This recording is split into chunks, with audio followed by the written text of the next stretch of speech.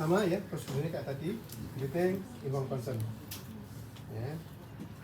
Saya Dr. Dwi, Pak Aris yang pagi ini akan mengambil tumor yang ada di lengan Pak Aris. Ya.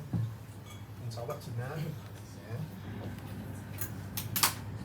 Jadi dengan diambil begini supaya tidak semakin besar sakit. Sudah siap ya Pak Aris, setuju ya dengan apa yang kita lakukan?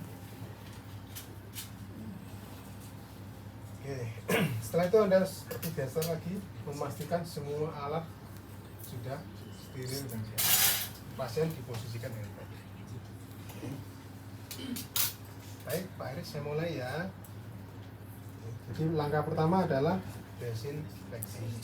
Ya. Menggunakan kasa steril, povidone iodine. Ya. Anda bersihkan kira-kira 3-5 cm di sekitar area incisi. Sebentar, saya ada yang terlewat. Jadi setelah informed consent, ya, pasien sudah diposisikan. Ya, selanjutnya Anda melakukan marker. Ya, saya lupa. Ini penting ya. Jadi harus. Bahkan kalau pasien-pasien yang dikerjakan di kamar operasi, kita memberikan markernya sehari sebelumnya, masih di ruangan itu. Supaya tidak salah posisi, tidak salah sisi. Ya. Ini dokter. Ya. Saya asumsikan ini adalah marker yang akan saya gunakan untuk membuat rencana insisi pada pasien. Ya, tumornya ini. Ya. Anda membuat marker. Ya. Kalau tumornya kecil, Anda cukup membuat irisan yang linear begini saja. Ya, di supratumoral, di atas tumornya persis. Tapi kalau tumornya agak besar, benjol gitu, Anda bisa melakukan insisi elips, gitu ya. Supaya nanti waktu tumornya diambil, kulitnya itu digabungkan gini, tidak ada yang ngelempit, benar-benar ketemu, ya, permukaan dengan permukaan, ya, yang salah juga demikian. Lapisan itu benar-benar sempurna dendek, ya. Tapi nanti di ujian cukup Anda membuat irisan linear saja, yang lebih simpel. Ya. Karena gabus ini kalau dibuat irisan yang elips juga tak bisa. Dan biasanya juga sudah ada irisannya. Lagi-lagi cuma simulasi saja, gampang ya jadi dokternya sekarang ini.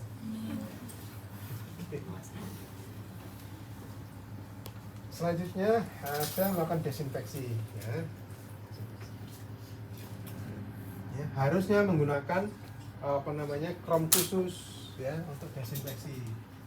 Ya, misalnya ini ada krem untuk desinfeksi. Ya, menggunakan povidone iodine. Prosedur ini saya ulangi 3 kali.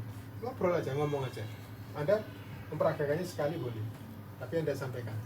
Saya lakukan prosedur ini sampai 3 kali. Gitu ya. Selanjutnya saya memberikan amatur dengan duk steril. Diono dulu.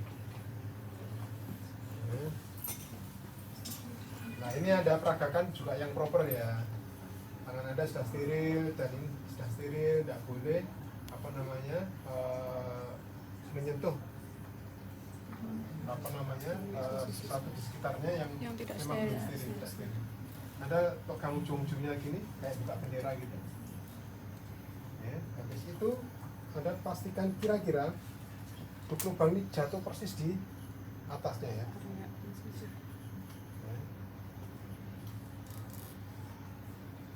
Kalau sudah seperti ini, Anda jangan mengoreksi lagi gini. Ya. Nanti akan jadi unsteril. Karena yang geser dari sini ke sini, nah jadinya tidak steril. Ya. Jadi upayakan sekali jatuh itu sudah tepat. Ya. Berikutnya adalah saya akan memberikan anestesi pada sekitar 4 area insisi. Ya. Saya asumsikan ini sudah terisi dengan obat anestesi. Ya. Saya memulai dari ujung yang saya berikan marker ke sisi kanan. Saya aspirasi, tidak ada darah, saya masukkan obatnya. Kemudian saya tarik sebelum jarum keluar, saya pindah ke sisi seberangnya. Saya aspirasi, tidak ada darah, saya masukkan obat anestesi. Berikutnya saya menyempurnakan keseluruhan dari area yang akan diincisi sudah dilakukan anestesi. Gitu ya, Anda peragakan gini aja. Oke. Nah, kenapa saya melakukan seperti ini? Ini nyerinya cuma sekali saja pasien ini, pada saat ditusuk ini. Yang sini, ini sudah teranestesi tadi kan, jadi begitu tusuk dan tidak sakit. Dan sini juga sampai di ujung incisi. Jadi ini hati-hati waktu mengembalikan, sebaiknya Anda taruh setelah masuk bahan ini kan ya. Jangan sampai kecutus tangan Anda. Kemudian saya pastikan bahwa penting jaringan. Gunting jaringan. Ini gunting jaringan. Bukan, kalau guntingnya ya. Bukan, itu gunting perban. Ya sudah, asumsi aja ya. Nah kayak gini nih. Sama skalpel mana? Scalpel. Nah, ini. Satu aja. Baik, saya pastikan bahwa obat anestesi saya sudah bekerja dengan baik. Ya. Anda melakukan cubitan seperti ini sambil melihat wajahnya Pak Haris sakit apa enggak. Tidak usah bilang sakit Pak, sakit Pak. Nanti dia cenderung iya sakit Pak, sakit Pak. Padahal Pak, sakit Pak. Padahal dari sini apa-apa. Bisa seperti itu. Ya.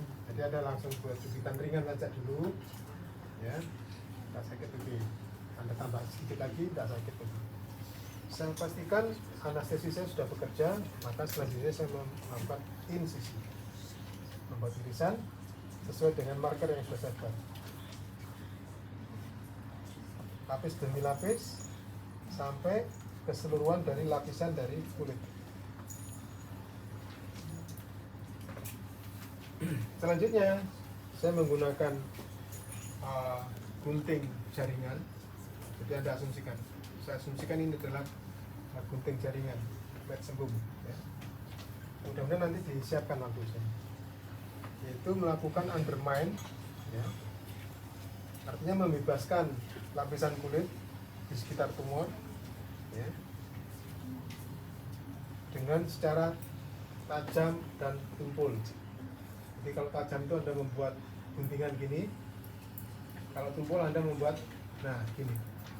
Nanti dikombinasikan secara tajam dan tumpul, secara tajam dan tumpul sampai benar-benar terbebas semua kapsul dari tumor.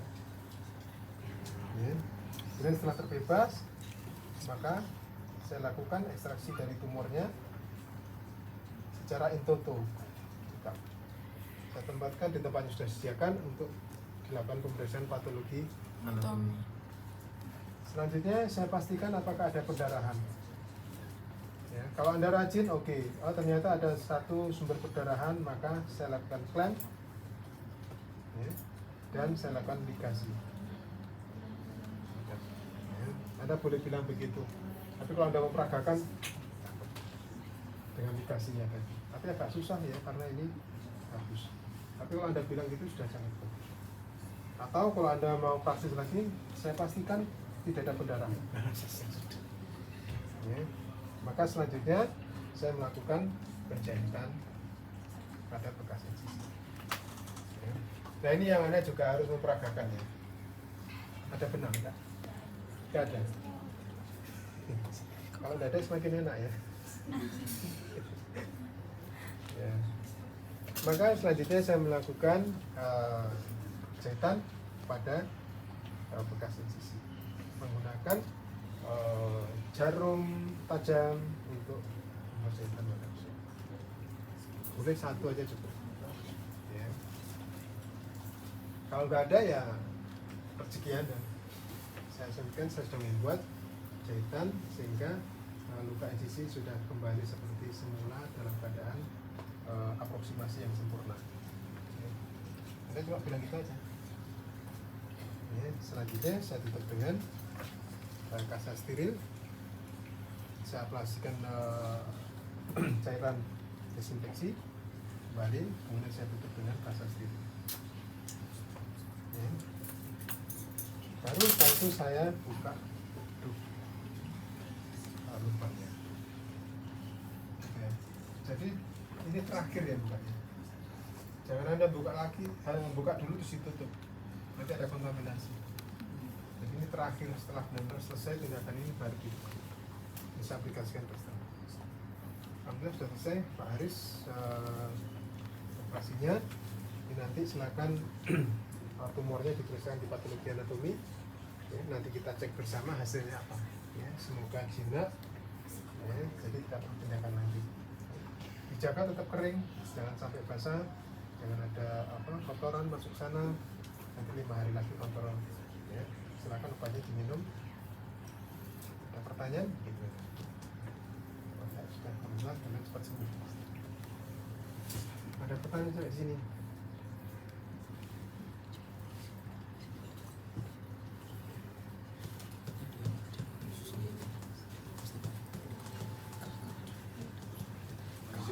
Ya. Untuk tadi penjahitannya pakai simpul apa? Enggak. Ya, tunggal lagi. Jangan membuat continuous di tangan apalagi wajah. Dan continuous itu yang aman ya kalau kita menjahit scalp ya.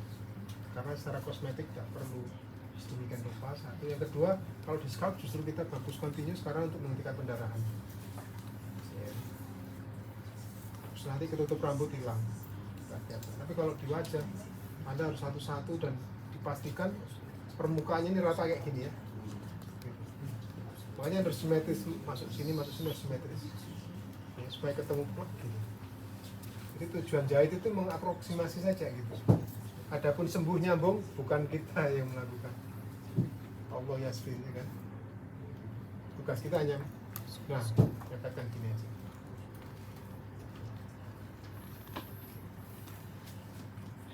Simpul tunggal cukup.